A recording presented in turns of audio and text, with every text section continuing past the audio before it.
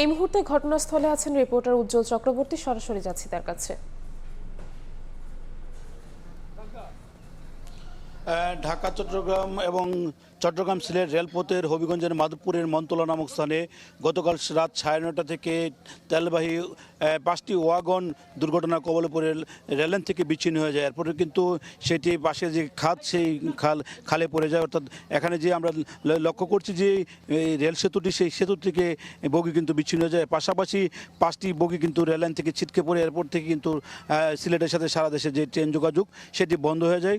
দুর্ঘটনার খবর পেয়ে আখাউড়া থেকে একটি উদ্ধারকারী রিলিফ ট্রেন রাত 12টার সময় ঘটনাস্থলে পৌঁছে 1টা থেকে উদ্ধার কাজ শুরু করে এখনও কিন্তু সেই উদ্ধার কাজটি চলছে। যেহেতু এটি তেলবাহী জ্বালানি তেলবাহী ওয়াগন, সেই ওয়াগন থেকে কিন্তু এখনও পর্যন্ত জ্বালানি তেল যে নির্গত হচ্ছে, আমরা আপনাদেরকে সেটি দেখানোর চেষ্টা করছি। এবং এই নির্গত তেল কিন্তু রাতেই কিন্তু স্থানীয় জনতা অর্থাৎ স্থানীয় জনগণ যে যার মতো করে তারা সংগ্রহের চেষ্টা করেছেন। খবর পেয়ে কিন্তু আইনশৃঙ্খলা বাহিনী এসে কিন্তু পরিস্থিতি অনেকটাই নিয়ন্ত্রণে এনেছে এবং এখনও কিন্তু এই অয়েল ট্যাঙ্কার থেকে তেল নির্গত হচ্ছে। পাশে যে খাল আছে সেই খালে কিন্তু সেগুলো চলে যাচ্ছে।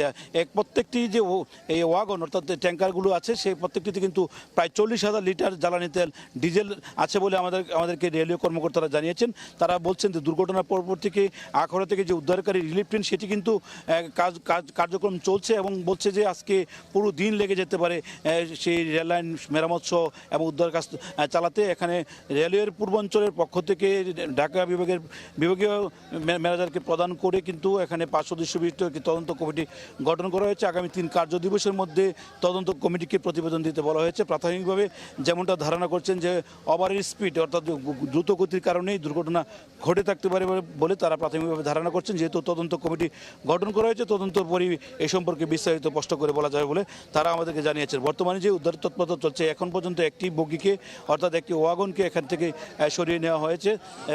তার আগে আরও একটি ওয়াগনকে সরিয়ে নেওয়া হয়েছে, অর্থাৎ মোট 2টি ওয়াগনকে রেললাইন থেকে সরিয়ে নেওয়া হয়েছে। এখন কিন্তু আরও প্রায় 3টি ওয়াগন এখনও বিচ্ছিন্ন অবস্থায় পড়ে আছে। রেল লাইনগুলো যে সেগুলো কিন্তু দুমড়ে মুচড়ে আছে। কখন সেটি চালু করা সম্ভব হবে এই ব্যাপারে কিন্তু স্পষ্টভাবে রেলের পক্ষ থেকে কোনোভাবে আমাদেরকে জানাতে পারেননি তারা।